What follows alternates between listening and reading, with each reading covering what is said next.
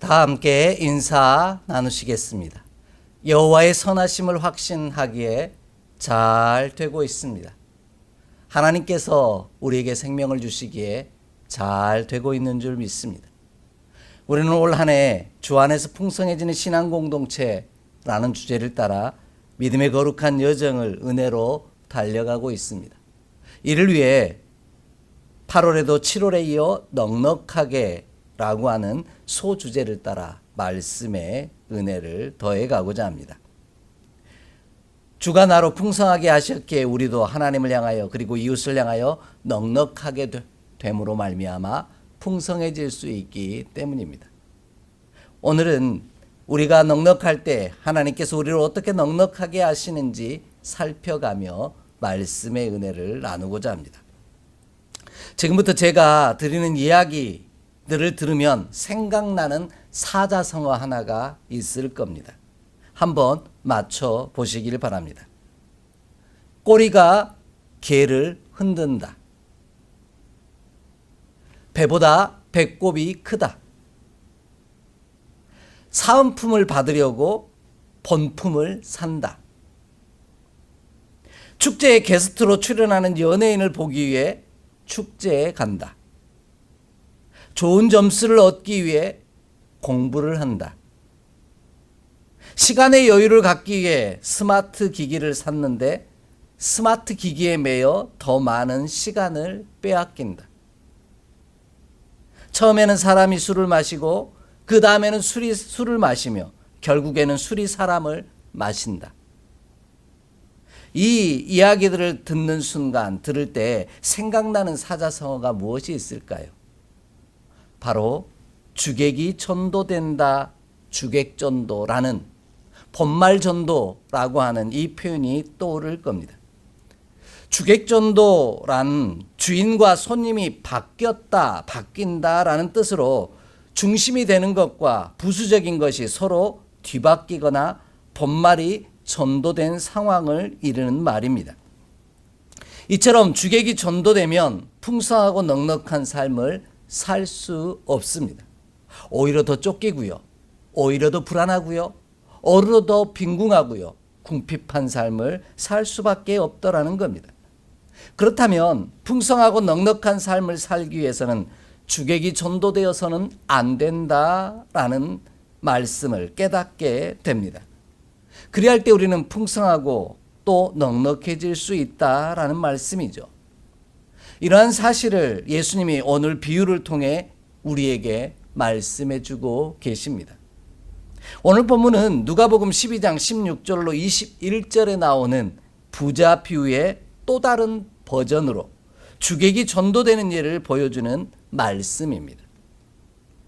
우리는 바쁘게 일하는 중에 식사 시간을 놓치거나 미루려 할 때 이렇게 말하곤 합니다. 어떻게 말한다고요? 다 먹고 살자고 하는 일인데 먹고 합시다 라는 말을 합니다. 다 먹고 살자고 하는 일인데 먹고 합시다 라는 말은 우리가 열심히 일하고 아둥바둥 살아가는 궁극적인 목적이 잘 먹고 잘 살기 위해서 곧 내 생명을 유지하기 위해 일하는 것인데 자꾸만 우리는 주객이 전도되어서 일하는 것에만 돈을 모으는 것에만 집중이 될 때가 많더라는 것이죠.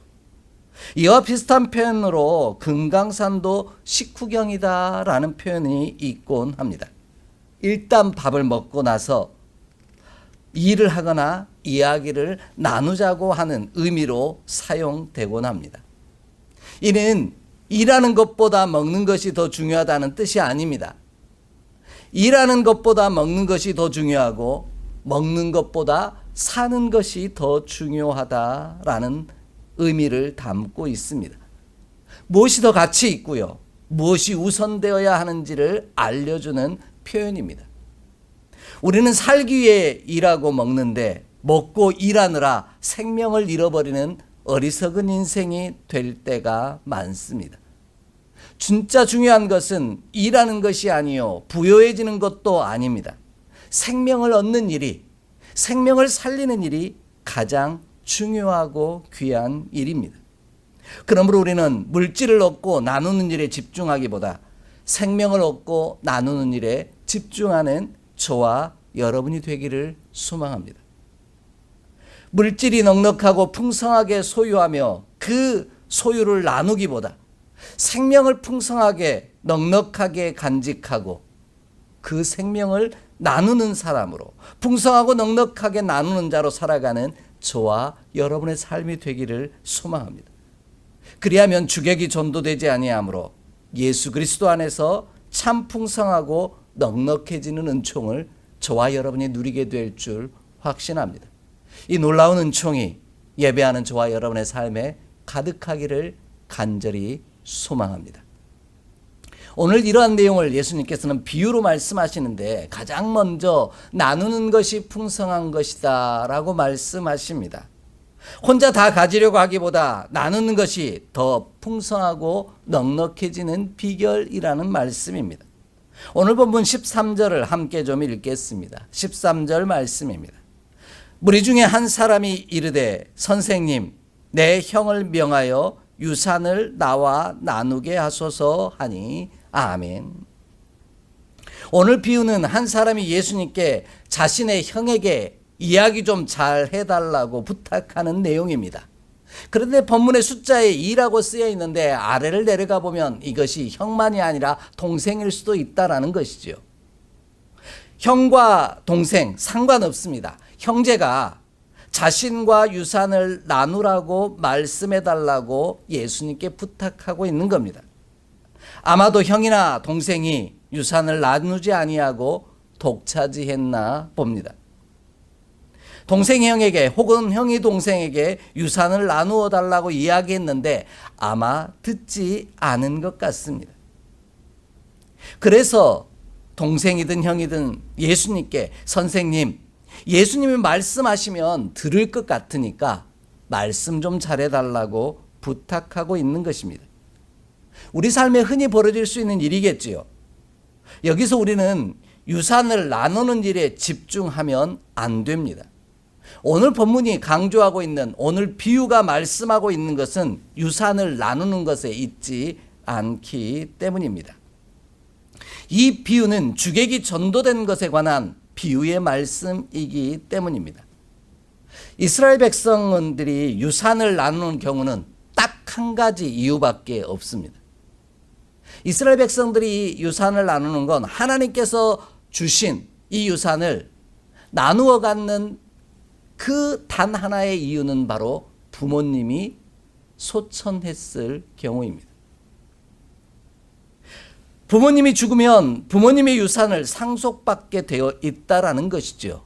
그런데 유산을 자신과 나누게 하라는 말은 그 자녀들에게는 부모의 죽음보다 물질을 더 소중하게 여겼다라는, 물질을 나누는 것이 우선이 되었다라는 뜻이 되고 맙니다. 부모의 죽음을 슬퍼하고 그 슬픔을 나누기보다 자신에게 주어질 유산에 더 관심을 보였다라는 뜻이지요. 물론 부모님의 죽음에 충분히 슬퍼하고 부모님의 죽음을 기리고 나서 유산에 관한 이야기를 했다고 할 수도 있습니다. 그러나 문맥의 전체 흐름을 보면 구조상 이 형제의 관심은 부모의 죽음이 아닌 유산에 있었다라는 것입니다. 이 형제는 나눔이 없었기에 풍성하고 넉넉할 수 없었습니다. 생명을 소중히 여기는 일이 없었기에 나눔도 없었고 그들 가운데는 다툼이 일어났다라는 것이죠. 여기에는 평화도 없고 하나님의 나라도 이룰 수 없다라는 겁니다. 이런 이유로 하나님은 나눔이 있는 곳에 생명이 있고 풍성함이 있다고 말씀하십니다. 더 많이 갖기 위해 다툼이 있는 곳에는 생명이 없다라는 것이지요. 여러분 혹시 의좋은 형제 이야기를 아십니까? 아마 다 들어보셨을 것입니다. 충남 예산에 가면은요, 의좋은 형제의 이야기와 의좋은 형제 공원이 있습니다. 그 내용은 이렇죠. 옛날 어느 마을에 사이가 매우 좋은 두 형제가 살았답니다.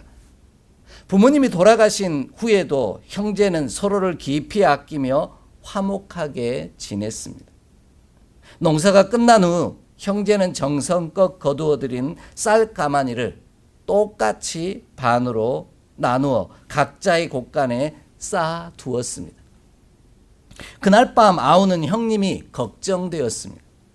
형님은 가족도 많으니 쌀이 더 많이 필요할 터인데 라고 생각한 아우는 깊은 밤에 몰래 일어나 자신의 곳간에서 쌀 한 가마니를 꺼내 형님의 곳간으로 가져다 놓았습니다. 그런데 형님 또한 아우가 걱정되었습니다. 아우는 이제 가정을 꾸려 살림이 넉넉하지 못할 텐데 라고 걱정하며 역시 깊은 밤에 몰래 자신의 곳간에서 쌀 한 가마니를 꺼내 아우의 곳간으로 가져다 놓았습니다. 다음날 아침 두 형제는 깜짝 놀랄 수밖에 없었습니다. 분명 쌀 가마니를 형님 댁에 혹은 아우 댁에 가져다 놓았는데 서로의 곳간에 쌓인 쌀의 양이 어제와 똑같았기 때문입니다. 영문도 모른 채 두 형제는 그냥 그날 밤에도 그 다음날 밤에도 그리고 그 다음날 밤에도 똑같이 서로를 위하는 마음에 몰래 쌀을 가져다 놓았습니다. 그러던 어느 날 밤 캄캄한 달밤에 쌀가마니를 지고 길에서 마주친 두 형제는 서로를 향한 마음을 확인하게 됩니다. 나라를 지고 가다 달빛 아래에서 마주친 두 형제는 서로를 향한 깊은 사랑과 진심을 깨닫고 눈물을 흘리며 껴안았다라는 이야기가 의좋은 형제의 이야기입니다. 이 이야기를 통해 우리가 고백하게 되는 것은 생명이 더 중요하고 가치 있으며 먼저여야만 한다라는 말씀입니다. 서로 생명을 나눌 때 진짜 풍성해지고 넉넉해질 수 있다라는 겁니다. 풍성하고 넉넉한 복을 누릴 수 있다라는 것이죠. 유산을 나누지 아니하였다라는 말은 둘 다 풍성하고 넉넉하지 못했다라는 뜻입니다. 유산은 나누게 되어 있는데도 불구하고 더 갖기를 원한다면 이것은 생명에 관심 있는 것이 아니라 물질이 주인되는 삶을 사는 자의 모습이라는 겁니다. 그로 인해 제 아무리 물질이 풍성하고 넉넉해도 생명을 얻을 수 없음으로 말미암아 그들의 삶은 빈궁하고 궁핍할 수밖에 없다라는 것이죠. 이러한 사실을 우리 가운데 분명히 들려주신 말씀이 있습니다. 우리 좀 함께 찾아 읽겠습니다. 시편 49편 6절로 8절의 말씀입니다. 시편 49편 6절로 8절의 말씀입니다. 함께 읽겠습니다.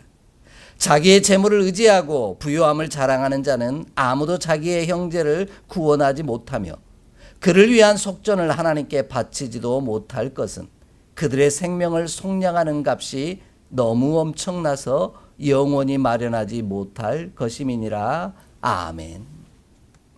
하나님은 우리가 제 아무리 물질이 풍성하고 넉넉하여도 형제를 구원하지 못한다라고 분명하게 말씀하십니다.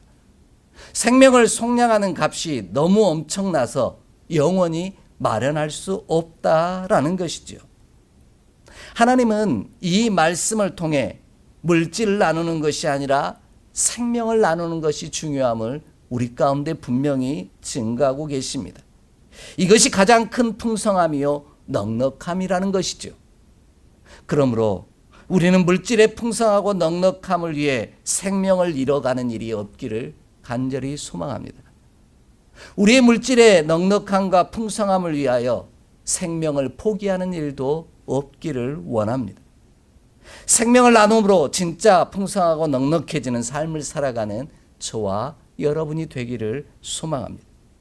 그리할 때 하나님께서 생명을 나누는 일로 우리 모든 것이 부족함이 없도록 풍성하게 하시는, 풍성하게 채워주시는 하나님의 놀라운 은총을 누리게 하실 줄 확신합니다. 생명을 얻고 생명을 나누는 일을 우선으로 여길 때 우리 삶이 더욱더 하나님이 채워주시는 것으로 풍성해지는 놀라운 축복을 이루게 될 것을 확신합니다. 이 귀하고도 복된 은혜가 예배하는 저와 여러분의 삶에 가득하기를 간절히 소망합니다. 두 번째로 탐심을 물리치는 것이 곧 풍성함이다 라고 말씀하십니다. 오늘 본문 15절 말씀을 함께 읽겠습니다. 15절 말씀입니다. 그들에게 이르시되 삼가 모든 탐심을 물리치라. 사람의 생명이 그 소유에 넉넉한 데 있지 아니하니라 하시고 아멘. 생명을 나눔으로 풍성해지고 넉넉하게 지기 위해서는 탐심을 물리침으로 곧 생명을 지켜야만 한다라고 말씀하십니다. 자신과 유산을 나누라고 형제에게 말씀 좀 잘해달라고 부탁하는 사람을 향하여 예수님은 모든 탐심을 물리치라고 말씀하십니다. 어느 한 부분이 아닌 모든 탐심을 물리치라는 것이죠. 탐심을 물리쳐야 하는 이유는 자신 곧 생명을 지키기 위함입니다. 왜냐하면 본문이 물리치다라고 번역하고 있는 이 단어는 휠라소라고 하는 헬라어 단어인데요. 이 단어는 물리치다라는 뜻이 아니라 수호하다라는 뜻을 가지고 있습니다. 무언가를 물리친다라는 말은 그것을 공격해서 내가 승리한다, 쫓아낸다라는 뜻이 아니라 자신을 지켜내는 일이라는 그 말씀입니다. 이런 맥락에서 보면 풍성함과 넉넉함, 곧 탐심으로부터 자신을 지키는 것을 말합니다. 이것이 곧 생명을 지키는 일이라는 것이죠. 탐심이라는 말은 탐욕이라는 말로 욕심이라고도 할 수 있습니다. 더 가지려는 욕심이 탐심이라는 것이죠. 우리는 더 가지려는 욕심이 있습니다. 그것 때문에 열심을 내기도 하죠. 그런데 주객이 전도되어 버리면 바로 우리의 영혼과 생명을 죽음으로 내몰고 만다라는 겁니다. 이에 탐심으로부터 나를 지키는 것, 곧 우리의 생명을 지키는 것이 풍성해지고 넉넉해지는 비결이라는 것입니다. 그래야 할 때 주객이 전도되지 아니할 수 있습니다. 물론 예수님께서는 물질이 필요 없다고 말씀하신 것이 아닙니다. 생명과 물질, 곧 주객이 전도되기 않아야만 한다라고 말씀하고 있습니다. 생명과 물질, 이 주객이 전도되지 않기 위해 탐심으로부터 자신을 지키라고 말씀하고 계십니다. 나도 모르게 이 생명과 물질이 주인이 뒤바뀌는 삶을 살게 될 때가 많기 때문입니다. 우리의 주인이 뒤바뀌는 삶을 우리는 우상을 섬긴다라고 말합니다. 오늘 본문 말씀을 우리 하나님께서 들려주신 귀한 말씀이 있습니다. 우리 좀 함께 찾아 읽겠습니다. 골로새서 3장 2절로 5절의 말씀입니다. 골로새서 3장 2절로 5절의 말씀입니다. 함께 봉독합니다. 위의 것을 생각하고 땅의 것을 생각하지 말라. 이는 너희가 죽었고 너희 생명이 그리스도와 함께 하나님 안에 감추어졌습니다. 우리 생명이신 그리스도께서 나타나실 그때 너희도 그와 함께 영광 중에 나타나리라. 그러므로 땅에 있는 지체를 죽이라. 곧 음란과 부정과 사욕과 악한 정욕과 탐심이니 탐심은 우상 숭배니라. 아멘.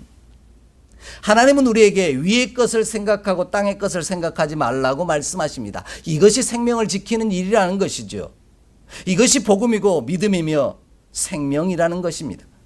그런데 우리는 위의 것을 생각하기보다 땅의 것을 더 많이 생각합니다.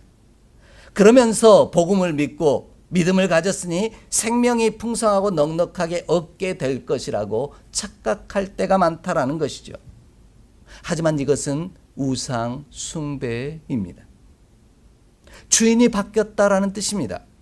그래서 오늘 읽은 골로새서 3장 5절의 말씀은 탐심은 우상 숭배다라고 분명하게 말씀하고 계십니다. 더 많이 갖고 싶고요. 더 많이 차지하려고 하는 욕심이 하나님을 대신해 버릴 때, 하나님을 섬기는 것이 아니라 우상이 되어 섬기게 만들어 버릴 때 우리는 생명을 잃어간다라는 것입니다. 이것이 주객이 전도되는 사건이라는 것이죠. 그러므로 우리는 탐심으로부터 나 자신 곧 생명을 지키기를 원합니다. 이를 위해 생명을 나누고 섬기며 베푸는 자로 살아가는 우리가 되기를 원합니다. 예수님처럼 생명을 지키기에 생명을 나누는 자로 살아갈 때 참 풍성하고 넉넉한 주의 백성이 될 줄 확신합니다. 그래야 할 때 하나님께서 우리의 생명을 지켜주심으로 모든 것에 풍성하고 넉넉하게 되는 복을 저와 여러분의 삶에 반드시 허락하실 줄 확신합니다. 이 놀라운 축복의 역사가 우리 가운데 가득하기를 주의 이름으로 축복합니다. 마지막으로요, 생명이 넉넉한 것이 풍성함입니다. 생명이 객이 아닌 주인이기 때문입니다. 오늘 본문 다시 한번 15절을 읽도록 하겠습니다. 15절의 말씀입니다. 그들에게 이르시되 삼가 모든 탐심을 물리치라. 사람의 생명이 그 소유에 넉넉한 데 있지 아니하니라 하시고 아멘. 동생에게만 말한 게 아닙니다. 그들에게 이르시되 라고 되어 있습니다. 곧 생명이 풍성함이라는 것이죠. 우리 모두에게 주신 말씀입니다. 예수님은 형에게만이 아닌 형제에게, 모든 사람에게 유산을 자신과 나눠달라고 부탁하는, 요청하는 사람을 향하여 소유의 넉넉함에 사람의 생명이 있지 않다라고 분명히 말씀하십니다. 풍성함과 넉넉함은 물질의 넉넉함과 연결된 것이 아니라 생명의 풍성함과 넉넉함과 연결되어 있다라는 의미입니다. 그래서 예수님은 물질의 재판관이나 유산을 나눠주는 곧 분배인이 아니라고 분명하게 14절에서 말씀하고 계십니다. 우리에게 물질을 넉넉하게 풍성하게 주시는 분이 예수님이 아니라는 말씀입니다. 예수님은 우리에게 생명을 풍성하고 넉넉하게 주시는 분이십니다. 이를 위해 우리 곁에 찾아오셨고 십자가를 지셨습니다. 예수님은 우리가 원하는 것을 얻어 풍성하고 넉넉해지기 위해 찾아오신 분이 아니라 우리에게 생명을 얻음으로 풍성하고 넉넉해지게 하시기 위해 찾아오셨음을 분명하게 말씀하고 계십니다. 이런 내용을 구체적으로 전하신 말씀이 있습니다. 요한복음 10장 9절로 10절의 말씀입니다. 함께 읽겠습니다. 요한복음 10장 9절로 10절의 말씀입니다. 내가 문이니 누구든지 나로 말미암아 들어가면 구원을 받고 또는 들어가며 나오며 꼴을 얻으리라. 도둑이 오는 것은 도둑질하고 죽이고 멸망시키라는 것뿐이요 내가 온 것은 양으로 생명을 얻게 하고 더 풍성히 얻게 하려는 것이라. 아멘.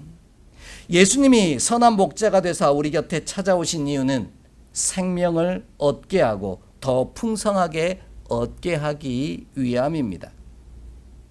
하지만 탐심으로 가득한 우리는 주객이 전도되어 생명을 얻는 것보다 더 많은 꼴을 얻는 것에 관심이 많습니다. 그러나 본문을 자세히 보십시오. 구원을 받고 들어가며 나오며 꼴을 얻는다라고 말씀합니다. 생명을 얻는 것이 먼저이고요. 그 생명을 얻을 때 들어가고 나오며 꼴을 얻을 수 있다라고 말씀하십니다. 진짜 풍성해지고 넉넉해지는 것은 물질이 아니라 생명이 얻는 것이다 라고 말씀하시는 거죠. 그리하면 우리의 삶이 모든 영역에서 풍성하고 넉넉해진다라고 말씀하고 계십니다. 이처럼 예수 그리스도로 말미암아 생명을 얻는 것이 먼저입니다. 그리하면 나머지 것들은 뒤따라오게 되어 있다라고 말씀합니다. 제가 이렇게 설명드릴 수밖에 없는 이유는 오늘 본문이 이야기하는 소유라고 번역된 단어 때문입니다. 소유라고 번역된 이 단어는 휘팔코라고 하는 헬라어를 사용하고 있는데요. 뭐뭐 아래에서 시작하다라는 뜻입니다.